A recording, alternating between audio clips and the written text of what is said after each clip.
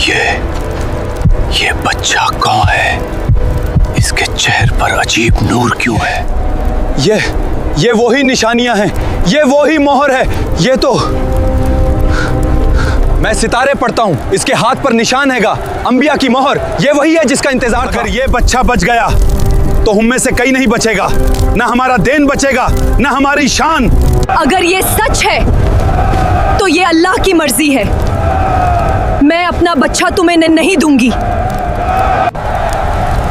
तुम समझ नहीं रही, ये बड़ा होगा।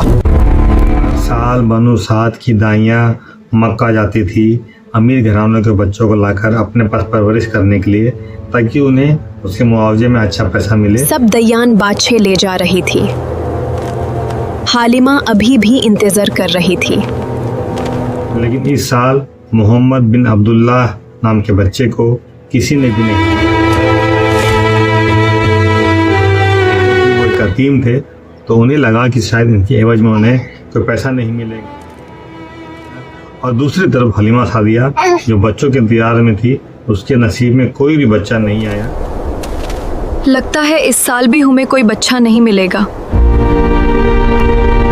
अंत में जाने वक्त में वो देखती है कि मासूम सा बच्चा वहाँ लेटा हुआ है, तो उसकी माँ से बात कर और अब तक इसने कोई दाई माँ कबूल नहीं की। मेरे ये आंसू तो खुशी के आंसू है कि इसने दूध पीना कबूल किया, लेकिन आपकी आंखों में आंसू क्यों है? उस बच्चे को अपने साथ ले जाने का फैसला करती है।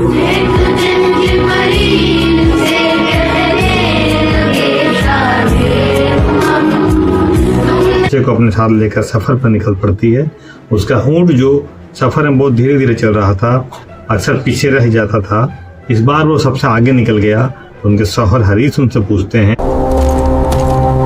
आज तुम्हारी ईंटनी इतनी तेज क्यों चल रही है हलीमा? पहले तो ये सबसे पीछे रह जाती थी। इस बीच हलीमा सादिया रज़ियल्लाहु तआला अन्हा फरमाती हैं, नहीं कह सकता मैं, तुंदवी ने नहीं कह सकता मैं कि मुझे भी नहीं पता, शायद ये अल्लाह की तरफ से कोई रहमत है और ये बच्चा हमारे लिए रहमत बनकर आया है। जब से ये मेरे ऊँट पर है, तब से मुझे एक अजीब सी खुशी और अजीब सी ताकत महसूस हो रही है। इतना बोलना था। ये लोग जैसे ही बनु साद के कबीले पहुंचते हैं, जैसे ही अपने घर पहुंचते, कहते हैं दरे सूर न कहे। इनकी बकरियां जो कमजोर थी वो अब अच्छी खासी हट्टी कट्टी हो गई हैं और बहुत अच्छा दूध दे रही हैं। ये सारा चीज हो रहा था। बनु साद के कबीले वाले देखकर हैरान और परेशान थे। कबीले के लोग हैरान थे। जहां बाकी जानवर कमजोर थे, वहीं इस घर में हर चीज बदल रही थी। यह कोई आम बच्चा नहीं था, यह हमारे नबी हज़रत मोहम्मद मुस्तफ़ा सल्लल्लाहु अलैहि वसल्लम की रहमत का नुज़ूर था कि उनका पढ़ना था और इस तरह की बातें इस तरह से कुछ साल गुजर जाते हैं। अब बनु साद में जिस तरह से हर साल मेला लगता है, इस साल भी वहाँ पे मेला लगा था। मेले के दौरान में एक यहूदी नजूमी जो सबका हाथ देकर और चेहरा देकर सबकी ताबीर बेटा, तुम बहुत आगे जाओगे। तुम्हारी तकदीर में कुछ बड़ा लिखा है। जैसे ही वहाँ पे हलीमा सादिया पहुँचती हैं, ये बच्चा कौन है? इसके चेहरे पर अजीब नूर क्यों है? यहूदी का नजर उस बच्चे पर पड़ती है। वो उनको देखता है और उनकी कुछ निशानियों को देखता है। ये वही निशानियां हैं, ये वही मोहर है। ये तो मैं सितारे पढ़ता हूं, इसके हाथ पर निशान हैगा, अंबिया की मोहर। ये वही है जिसका इंतजार था। वो चीख कर उठता है और चिल्लाकर वहां के लोगों को बोलता है, अगर ये बच्चा बच गया तो हम में से कहीं नहीं बचेगा, ना हमारा देन बचेगा, ना हमारी शान। अगर ये सच है तो ये अल्लाह की मर्जी है। मैं अपना बच्चा तुम्हें नहीं दूंगी। तुम समझ नहीं रही, ये बड़ा होगा। ईसाइयों, यहूदियों, इस बच्चे को मार डालो। ये बूढ़ा पागल हो गया है, क्या बकवास कर रहा है? नहीं, ये तो वराका बिन नौफल जैसा आलिम लगता है, कुछ तो बात है। ऐसा बोलकर वो चिल्ला चिल्ला कर घूम रहा था। लोग उसको घेर लेते हैं। रुको, मैं इसको पहचानता हूँ। यह तो मदीना के मशहूर नाजूमी हैं। इनकी बात झोत नहीं होती। इस बच्चे में कुछ अलग बात है, इसे नजरअंदाज मत करो। मेरे अल्लाह, ये क्या हो रहा है? मेरा मासूम बच्चा। जो हलीमा सादिया रजी अल्लाह ताला अन्हा थी, उनका घर बहुत इज्जतदार घराने में आता था।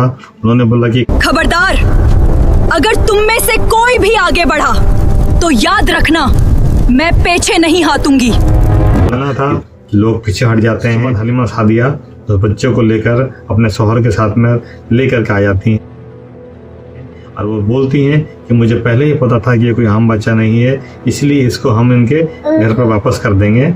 और फिर वो उसको लेकर वापस मक्के की तरफ दौड़ पड़ती है।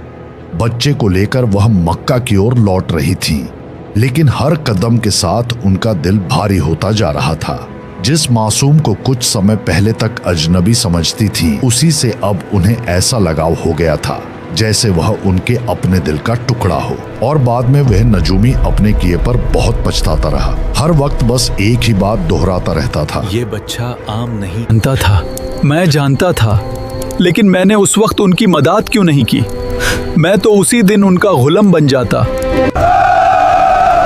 ये तो वही बात है जो मेरे भाई वराका बिन नौफल भी कहते थे कि हमारी किताबों में आखिरी नबी का जिक्र है। और वह नजूमी अब्दुल मुत्तलिब और खदीजा तुल कुबरा रजी का रिश्तेदार था।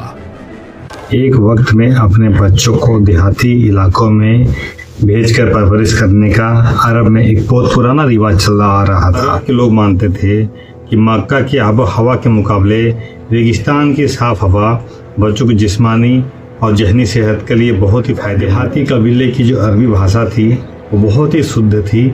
मक्का में अक्सर लोग तिजारत करने के लिए आते थे और यहाँ पे बहुत सारी ज़ुबान बोली जाती थी। तो अक्सर जिस जगह पे होता है कि जो सेंट्रल होता है, वहाँ पे बहुत सारी भाषाओं का मिश्रण हो जाता है। इससे बचने के लिए वो अपने बच्चों को साफ अरबी ज़बान सीखने के लिए देहाती इलाकों में छोड़कर मक्का जैसे बड़े शहरों में अक्सर वबाई बीमारियां फैल जाती थी, क्योंकि अक्सर यहाँ पर पूरी दुनिया भर से लोग आते थे। इसलिए भी अपने बच्चों को देहात एरिया में भेजकर वो इन बीमारियों से बलूचिस्तान के देहाती इलाकों की सख्त ज़िंदगी बच्चों को बेहतर सब्र और अरेबिक वैल्यू के साथ उन्हें बड़ा करने में मदद करती थी। इन्हीं सब कारणों की वजह से मक्का के अमीर घराने के लोग अपने बच्चों को रेगिस्तान के देहाती इलाकों पर भेज दिया करते थे।